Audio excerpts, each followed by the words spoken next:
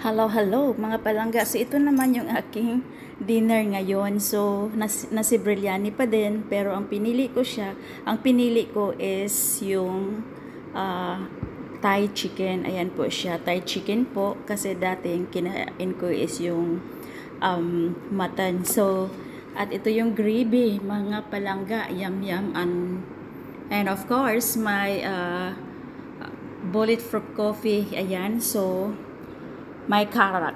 They call it karak. Ayan. So, this is it mga palangga. Ayan. Ang aking very delicious na pagkain. So, ito po yung aking dinner ngayon. And as usual, I use my CDC voucher to get this food. So, that's why I got a lot of this, how to call it, CDC voucher to have the food because it's going to expire already by the end of this year, 2023 December. So I have to use it before it wasted. Yeah, so this is it. At samahan niyo po ako at kakain na po ang inyong kurwakwak na lola.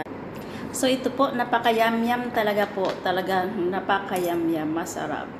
Masarap magkamay, kaya lang magkutsara na lang po ako.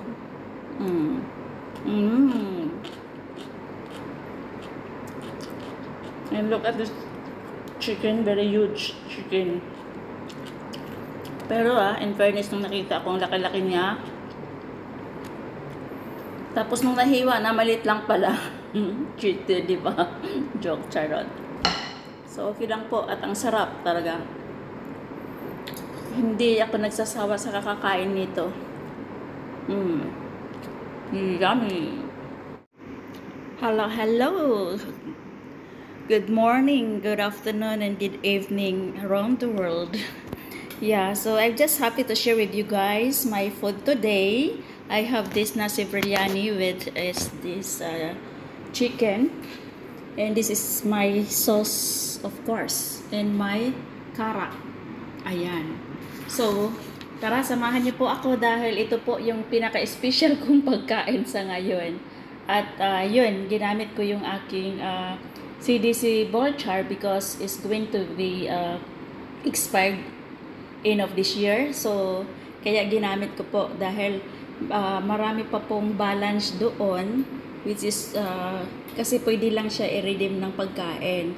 Sa groceries naman po is naubos ko na siyang na gamit. So, ang natira na lang sa akin is ito, yung mga pagkain na lang kung kakain sa restaurant. So, ito po yung ginagamit ko na voucher. So, tara, samahan niyo po ako dahil napakasarap po talaga ay.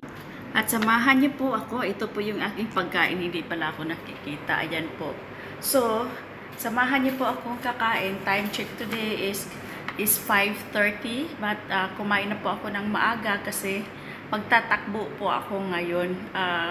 Magtatakbo ako. I will try to run around maybe 10 kilometers until I finish the pagtatakbo ko kasi kailangan ko nang magtatakbo ngayon dahil ang mga kinakain ko, ayan kung nakikita niyo po, is lagi na lang mga heavy na naman ang kinakain ko. Kaya ang inyong kurwakwak na lola ay bumalik na naman sa pagka-tabantot. Tabantot, charot. Yung inyong dungkay, ayan, yung inyong dungkay, tignan niyo po mga palangga, nananaba na naman. Ayan, nananaba na naman ang inyong kurwakwak na lola. Kaya yan, kailangan ko na talagang i-force yung sarili ko na magja-jogging talaga ako. Usually, nagja-jogging ako ng mga 10 kilometers after ng work ko. Usually, yan ang ginagawa ko. But then, tinatamad na ako kasi yun, marami akong inasikaso at wala akong time na magtatakbo. Ayan po. So, samahan nyo po ako at ay mamaya, samahan nyo rin ako tatakbo dahil magbablog po ako doon. Okay? So, keep on watching and please subscribe below yung Ski Food Trip Vlog at i-follow nyo rin po yung aking Facebook Reels dahil mayroon din po ako doon. So, i-follow nyo po ako. Thank you for watching and bye-bye for now.